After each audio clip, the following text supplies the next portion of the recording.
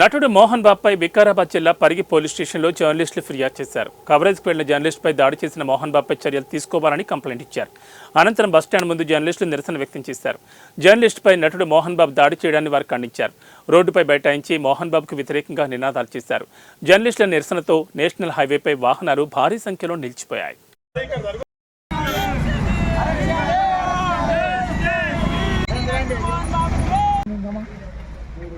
మోహన్ బాబు గారు జర్నలిస్టుల మీద చేసిన దాడిని తీవ్రంగా ఖండిస్తున్నాం. పరిగి ప్రెస్ ఆధ్వర్యంలో ఈరోజు ధర్నా నిర్వహించడం, ప్రభుత్వం వెంటనే స్పందించి ఆయన మీద క్రిమినల్ చర్యలు తీసుకోవాలని కోరుతున్నాము. ఇంటి పరిస్థితిని చక్కదిద్దుకొని మోహన్ బాబు ఈరోజు జర్నలిస్టుల మీద పైన ఏ విధంగా దాడి చేస్తారంటని కూడా ప్రశ్నిస్తున్నాం.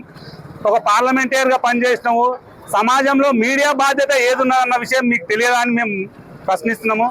వెంటనే ఈ విషయం పైన రాష్ట్ర ప్రభుత్వం స్పందించి చర్యలు తీసుకోవాలి.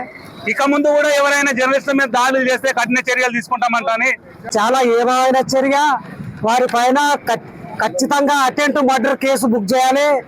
ఎప్పుడైనా సరే జర్నలిస్టులు అక్కడ ఉన్నటువంటి మనోజ్ గారు రమ్మంటేనే అక్కడికి మా జర్నలిస్టు వెళ్ళడం జరిగింది. ఆ న్యూస్ కవరేజ్కి వెళ్ళడం జరిగింది.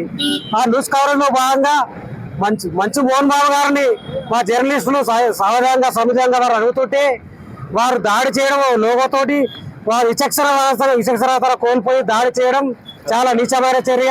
ఏమైన చర్య మంచు మోహన్ బాబు